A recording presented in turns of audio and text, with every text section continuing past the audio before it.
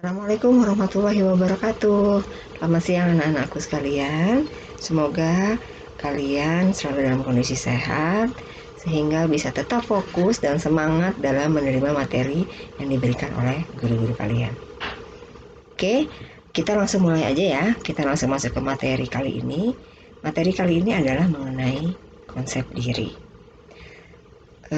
Sebenarnya ini berhubungan dengan tugas yang Bunda kasih kemarin. Kemarin kan Bunda kasih tugas kalian harus mengenal teman kalian di kelas sesuai dengan absen. Nah, itu tidak berhenti di situ aja ya. Ini tetap berlanjut. Jadi sampai akhir Agustus kalian tetap harus berkomunikasi dengan teman kamu itu. Dan nanti di awal September kita akan mengevaluasi. Jadi kamu harus sering berhubungan, banyak tanya. Kamu harus kenal lebih dalam tentang teman kamu. Ya, jangan lupa ya. Oke, konsep diri. Kita masuk kembali ke konsep diri. Pengertiannya, apa sih konsep diri itu? Menurut Carl Rogers, salah satu ahli di bidang humanistik, konsep diri adalah pengetahuan seseorang tentang siapa dirinya, baik tentang kepribadian, kemampuan, dan perilakunya. Jadi lebih gampangnya adalah sejauh mana kamu tahu tentang diri kamu sendiri. Ini berhubungan sama yang kemarin kan. Kemarin Bunda suruh kamu untuk menilai diri kamu, kekurangan dan kelebihan dan lain-lainnya. Nah, ini tujuannya adalah untuk mencari, untuk mengetahui apa sih konsep diri kamu, sejauh mana kamu mengenal diri kamu. Oke, kita lanjut ke materi berikutnya. Apa aja yang mempengaruhi konsep diri? Ada 3 faktor yang mempengaruhi konsep diri. Yang pertama yaitu sejauh mana siswa mengenal dirinya. Ini udah tadi ya, seperti keterangan yang tadi. Sejauh mana kamu tahu tentang diri kamu sendiri. Itu disebut dengan self-image. Yang kedua, cara remaja menghargai dirinya dibandingkan dengan orang lain. Maksudnya begini, misalnya kamu punya teman yang menurut kamu cantik, kamu akan menilai diri kamu sendiri berdasarkan pandangan kamu tentang si A misalnya. Ada orang yang begitu melihat seseorang yang cantik, dia akan berpikir, saya juga cantik juga kok. Gitu. Jadi bagaimana dia menilai dirinya sendiri dibandingkan dengan orang lain. Atau contoh yang lain misalnya gini, ada orang, teman kamu pintar, terus kamu menilai diri kamu, saya nih bodoh dibandingkan dia lebih pintar. Itu yang dimaksud dengan cara remaja menghargai dirinya dibandingkan dengan orang lain, atau dengan kata lain disebut self-esteem. Yang ketiga adalah bagaimana orang lain menghargai dirinya. Bagaimana orang lain menilai kamu. Ya, ini berdasarkan penilaian orang lain. Si A bilang ke kamu, kamu nih pinter loh. Gitu. Jadi penilaiannya berdasarkan penilaian orang lain. Oke, kita lanjut. Faktor yang mempengaruhi konsep diri. Ini ada 3 faktor utama yang mempengaruhi pembentukan konsep diri seseorang. Yang pertama adalah orang tua. Orang tua sangat berperan penting. Karena apa? Orang tua yang membentuk kamu dari kecil. Bagaimana dia menghargai anaknya. Kalau orang tua bilang, lo anak bodoh, lo anak bandel gini, itu akan pengaruh secara tidak langsung pada diri kamu. Kamu akan berpikir bahwa oh iya memang saya ini bodoh, memang saya ini. Makanya hati-hati kalian berbicara. Nanti kalau kalian sudah jadi orang tua ya, berbicara terhadap anak kamu, karena itu akan mempengaruhi kepribadiannya dia. Yang kedua adalah teman sebaya. Bagaimana teman orang lain memperlakukan kamu, terutama teman sebaya. Makanya bahaya sekali bullying, karena bullying bisa membentuk seseorang menjadi negatif ke bagian besar. Karena bullying itu biasanya isinya hinaan. ya. Jadi hati-hati kamu yang sering membuli orang, kamu mikir-mikir deh, karena kamu bisa merusak masa depan orang lain. Ya. Yang ketiga adalah masyarakat. Bagaimana harapan masyarakat terhadap seseorang?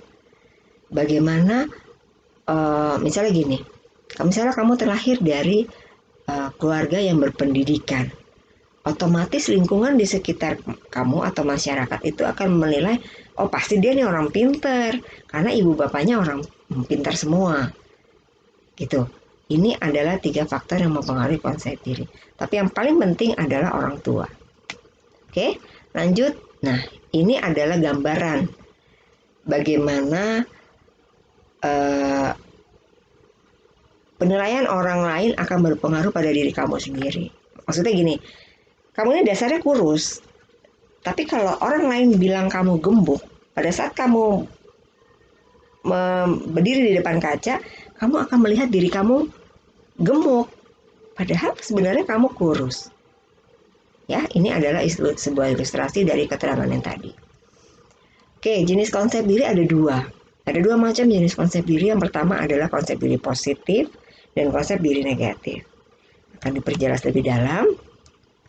Konsep diri positif adalah individu yang tahu betul siapa dirinya sehingga dia menerima segala kelebihan dan kekurangan dirinya. Orang yang positif, orang yang konsep dirinya positif, dia akan menerima apapun yang diberikan Allah pada dia. Dia akan mensyukuri. Dia punya kekurangan jelek, ya dia akui, oh iya memang saya nggak bagus. Makanya saya harus lebih di bidang lain. Misalnya saya harus pinter supaya saya bisa diterima di masyarakat. Supaya saya bisa dipandang dengan baik di masyarakat. Itu adalah orang yang mempunyai konsep diri positif. Jadi walaupun dia punya kekurangan, dia akan mencari jalan lain supaya kekurangannya itu tertutupi dengan kelebihannya dia. Itu. Nah, tanda-tanda individu yang memiliki konsep diri yang positif adalah pertama, yakin akan kemampuan dalam mengatasi masalah. Yakin, dia punya keyakinan. Gue pasti bisa. Gue pasti mampu.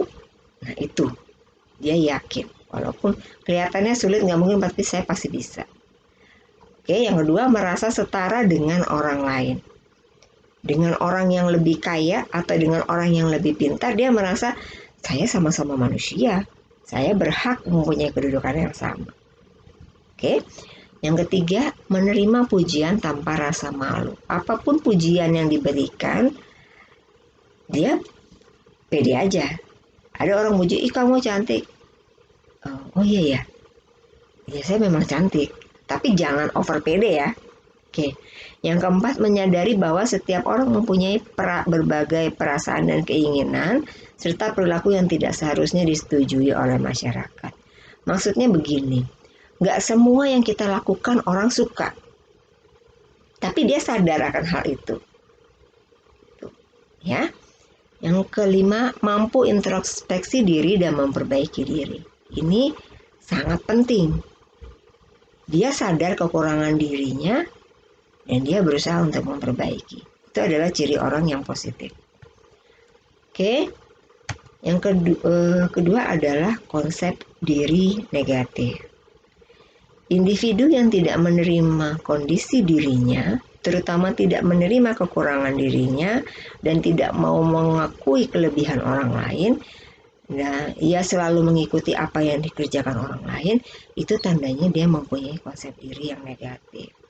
Dia nggak terima kalau dirinya tuh ternyata misalnya kurang pintar bergaul, misalnya. Bahwa dirinya merasa saya nggak terima nih, hidung saya kurang bagus, saya nggak terima nih, mata saya sipit sebelah. Padahal kondisi fisik apapun, kalau dia yakin akan dirinya, orang akan melihat dia adalah orang yang sempurna, orang yang tidak memiliki kekurangan. Tuh. Selanjutnya, apa aja sih tanda-tanda individu dengan konsep diri yang negatif? Yang pertama, peka terhadap kritik. Atau kalau zaman sekarang bilangnya baperan. Jadi ada orang yang kritik sedikit langsung minder, atau langsung putus asa, atau langsung nggak semangat. Ya, yang kedua adalah responsif sekali terhadap pujian. Begitu dipuji langsung wah berlebihan terimanya. Yang ketiga cenderung bersifat hiperkritis. Ini yang sering muncul pada orang yang mempunyai konsep diri yang negatif. Selalu mengeluh, selalu mencela, meremehkan orang lain. Terus hal-hal negatif deh yang terlihat bahwa orang ini kayaknya tidak kurang bersyukur. Salah satu cirinya. Selanjutnya cenderung merasa tidak disenangi orang lain. Dia biasanya orang-orang yang konsep dirinya negatif jadi cenderung tidak percaya diri karena dia akan selalu merasa bahwa nggak mungkin lah saya diterima di lingkungan itu, malas menutup diri gitu. Dan terakhir, salah satu cirinya adalah bersikap pesimis terhadap kompetisi. Belum maju begitu melihat orangnya, misalnya nih orang mau bertanding bola basket, dia lihat lawannya tuh tinggi-tinggi gitu. Belum juga berjuang, belum juga bertanding, udah keburu kita pasti kalah, nggak mungkin kita pasti menang, nggak mungkin kita menang. Lihat aja lawannya tinggi-tinggi. Nah, itu adalah orang yang pesimis sebelum bertanding atau sebelum berkompetisi. Oke, begitu aja, sekian aja materi yang Bunda sampaikan kali ini. Bunda harap kalian paham dengan materi yang Bunda sampaikan. Terima kasih atas perhatiannya. Tugas nanti akan Bunda share di kolom tugas. Akan kamu lihat sendiri apa aja tugasnya. Oke, terima kasih atas perhatiannya. Salam sehat selalu. Sampai ketemu minggu depan. Wassalamualaikum warahmatullahi wabarakatuh.